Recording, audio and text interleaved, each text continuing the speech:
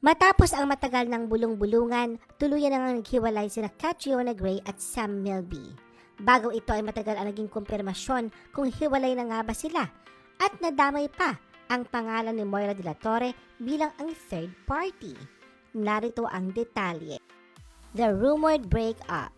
Noong February 24, isang taon matapos ang kanilang engagement, umugong ang hiwalayan nila Sam at Catriona. Ito ay nang mapansin na hindi nasuot ni Catriona ang kanyang engagement ring. Pero agad naman lang binasag ang hinala sa kanilang relasyon nang maispatan silang magkasama. Noong February 24, 2024, muli silang naintriga nang naiulat sa isang vlog na totoong break na ang dalawa. Ayon sa vlog, may nakapagsabing source na matagal nang hiwalay sila Catriona at Sam, ngunit nananatiling magkaibigan ang dalawa. Sa katunayan daw na nagdiwang ng 30th birthday si Catriona noong January 6, 2024 ay wala na sila ni Sam. Napagtanturo kasi ni Sam na hindi pa siya handang magpakasal. Hanggang noong February 28, 2024, tuluyan ang inamin ng Cornerstone Entertainment ang talent management ng dalawa na may hinaharap na pagsubok ang relasyon ni Catriona at Sam. Pero sinusubukan naman daw ng dalawa na ayusin ito. Muli pang nabuhayan ng pag-asa ang kanilang fans na maispatang magkasama muli sina Catriona at Sam. Nangyari ang kanilang pagkikita noong April 2024 nang pareha silang dumalo sa birthday celebration ng isang big boss ng Cornerstone Entertainment. Ngunit muli na namang umugong ang hiwalayan ni Sam at Catriona. Ito ay nang matapos na mapansin ang biglaang pagbura ni Catriona sa ilang litrato nila ni Sam na magkasama, kabilang narito ang engagement photos nila noong May 2024. Habang sa IG feed ni Sam ay nanatili pa rin ang mga litrato nila ni Catriona. Palaisipan din sa netizens ang hindi pagdalo ni Catriona sa surprise birthday party ni Sam noong May 27, 2024. Hindi rin binati ni Catriona si Sam sa kanyang social media accounts, bagay na ginagawa niya noon. Na sa mga tagpong ito, mas lalong lumakas ang haka-hakang tuluyan na naghiwalay sina Catriona at Sam at hindi na matutuloy ang nakaplano nilang pagpapakasal. Moira de la Torre as rumored third party. Dahil sa patuloy na pananahimik nila Sam at Catriona sa balitang nagwakas na ang kanilang relasyon, samot-saring espekulasyon ang lumutang. Kabilang ng nga riyan ay ang pagkakaroon di umano ng third party sa panig ni Sam, kung saan isa nga sa tinuturo ay ang singer-songwriter na si Moira de la Torre. Nag-ugat ang isyong pag-uugnay kina Moira at Sam nang i-unfollow ni Sam si Moira noong huling bahagi ng January 2025. Nangyari ito isang buwan mula nang iulat ni OG Diaz sa kanyang vlog na binitawan na umano ng Cornerstone Entertainment si Moira bilang artist.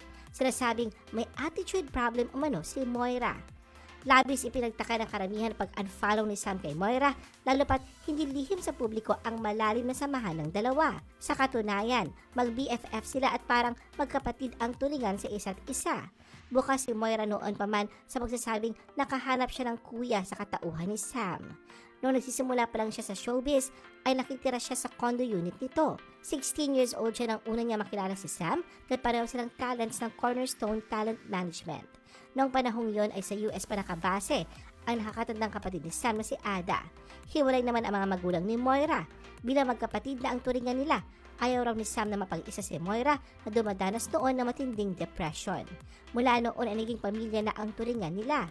Bukod pa rito, ay may pagkakataong tinyaga raw talaga ni Sam na iparealize kay Moira na dapat siyang mas magkakumpiyansa sa sarili.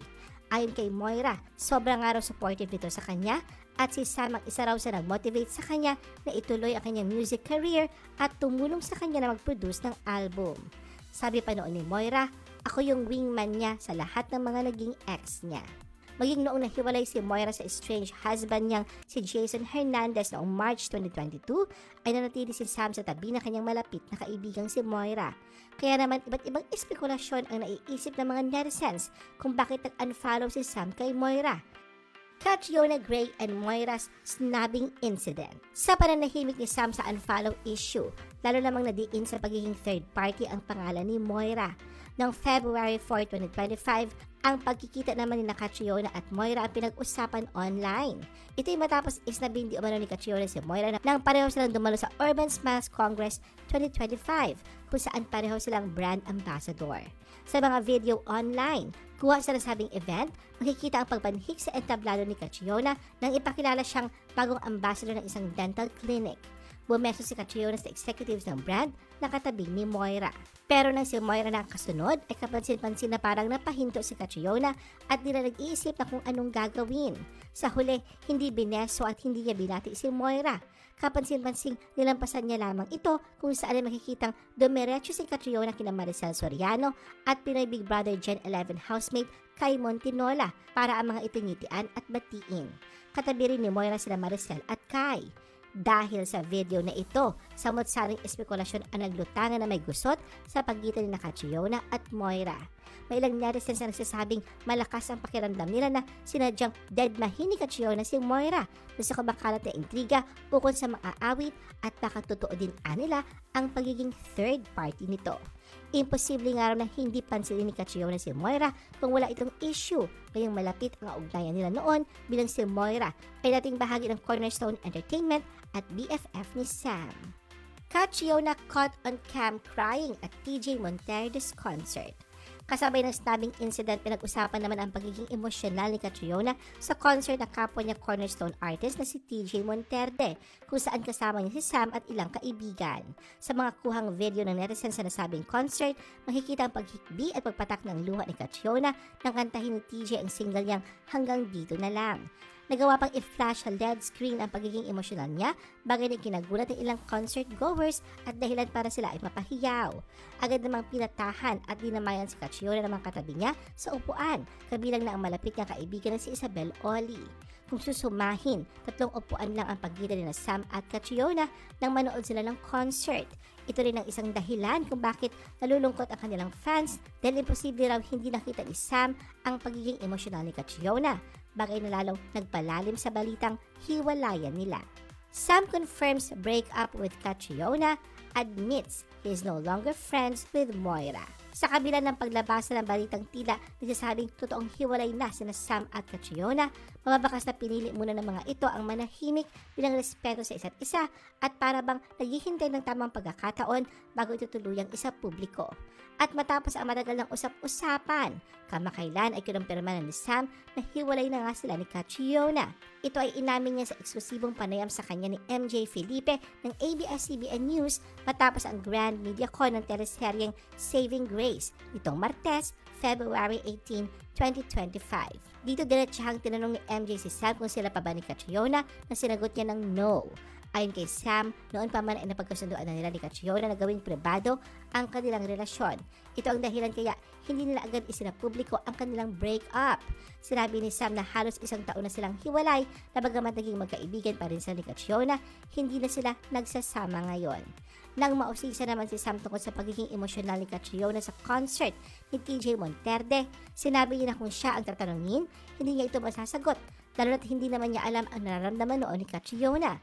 Ang pagkakaalam daw ni Sam ay maayos sila ni Catriona bago at pagkatapos ng concert ni TJ. Binigyang diin ni Sam na siya ay nag-move on mula sa kanilang breakup sa pamamagitan ng pag-focus sa trabaho at patuloy na pag-unlad. Samantala, hindi niya binanggit ang dahilan o sanhi ng kanilang hiwalayan, pero nilinaw ni Sam na walang katotohanan ng anumang kumakalat na espekulasyon dahil sa third party kaya nagwakas ang halos 4 na taon nilang relasyon ni Catriona, kabilang na mga usap-usapan tungkol sa kanila ni Moira. Paliwanag ni Sam, mga talik na magkaibigan lamang sila ni Moira, partikular na nung nagsisimula pa lamang ang singing career nito at ito ang nakikita niyang dahilan kung bakit ginagawa ng issue ng ibang tao ang kanilang closeness na sinasabing nagkaroon sila ng relasyon. Dahil na rin sa bigla ang pag-unfollow niya kay Moira, dito na kumusta si Sam sa estado ng kanilang ugnayan bilang magkaibigan. Hindi naman siya nagpaligoy-ligoy pa at sinabing friendship over na sila ni Moira. Ganun pa man, tumanggi si Sam na idetalye ang dahilan ng pagwawakas ng kanilang pagkakaibigan sa pagsasabing sensitive ang isyong ito.